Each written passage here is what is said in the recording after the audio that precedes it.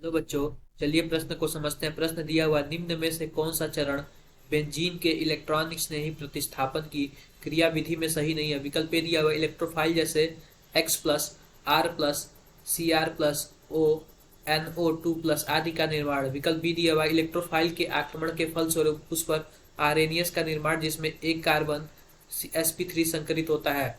विकल्प सी दिया हुआ है, कार्बधनायन प्रदान करने के लिए बेंजीन रिंग पर प्रोटॉन का योग। विकल्प डी दिया हुआ, एरोमेटिक गुण को बनाए रखने के लिए sp3 कार्बन से एक प्रोटॉन की समाप्ति। तो बच्चों आओ सबसे पहले हम प्रश्न की मुख्य अवधारणा को समझते हैं कि प्रश्न की मुख्य अवधारणा क्या लिखते हैं। यहाँ पे मुख्य अवधारणा, मुख्य अवधारणा। तो बच्चों मुख्य अवधारणा में हम क्या करेंगे कि हम एक उदाहरण के हिसाब से समझते हैं। उदाहरण से समझते हैं, लिखते हैं यहाँ पे उदाहरण के लिए हम सबसे पहले क्या करते हैं कि HNO3 लेते हैं, यानी कि नाइट्रिक अम्ल लेते हैं, और हम सल्फ्यूरिक अम्ल लेते हैं, सल्फ्यूरिक अम्ल। तो बच्चों इससे हमें क्या मिलता है, इससे हमें एक नाइट्रोनियम आयन मिलता है, यानी कि इलेक्ट्रोफाइल मिलता है। हम अपना मुख्य उत्पाद बनाते हैं, लिखते हैं यहाँ पे नाइट्रोनियम आयन। नाइट्रोनियम आयन हमें यह मिलता है जो कि इलेक्ट्रोफाइल का कार्य करता है। इसका मतलब यह है कि जो हमारा विकल्प है इलेक्ट्रोफाइल जैसे X plus, R plus, Cr plus, जो भी हो NO2 प्लस, ये सभी का निर्माण। तो बच्चों विकल्प तो हमारा सही है क्योंकि हमने एक इलेक्ट्रोफाइल का निर्माण कर दिया। अब देखते हैं बच्चों, हम एक बेंजीन बना लेते हैं। बेंजीन कुछ इस प्रकार हम एक बेंजीन बना लेते हैं। और बच्चों अब बेंजीन पे हम क्या करते हैं, इस इलेक्ट्रोफाइल का आक्रमण कराते हैं, इस इलेक्ट्रोफाइल का आक्रमण कराते हैं। बच्चों जो बेंजीन होता है उसके पास पाई इलेक्ट्रॉन होता है। पाई इलेक्ट्रॉन की वजह से यह क्या करता है, यह पाई इलेक्ट्रॉन की वजह से कुछ इस प्रकार इसका पाई इलेक्ट्रॉन इस पे आक्रमण करता है, और यहाँ पे कुछ इस प्रकार के यौगिक बन जाते हैं। कुछ इस प्रकार का इसका मैकेनिज्म यानी कि क्रियाविधि होने लगती है।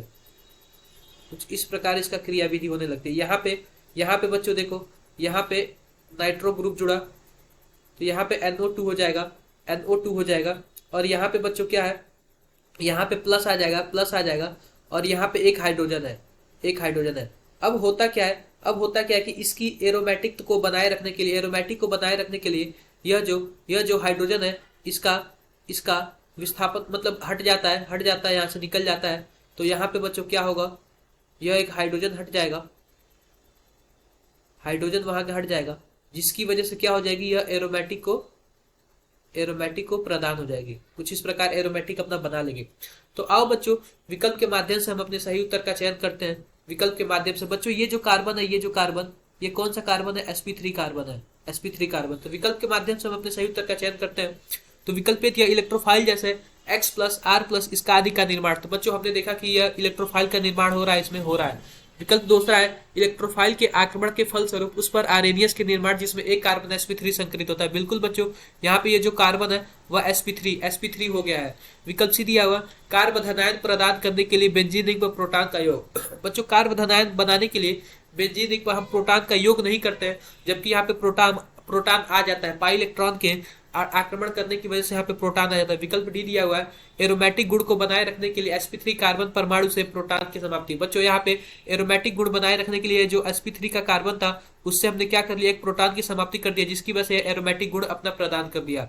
बच्चों विकल्प सी देखते हैं, कार्बधनायन प्रदान करने के लिए बेंजीन रिंग पर प्रोटॉन का योग। यह बच्चों विकल्प सी हमारा गलत है क्योंकि इसमें कहीं ऐसा नहीं हुआ है, इसलिए हमारा जो विकल्प सी होगा वो सही होगा। तो आशा करते हैं कि आपको मुख्य अवधारणा के आधार पर प्रश्न समझ आया होगा। धन्यवाद।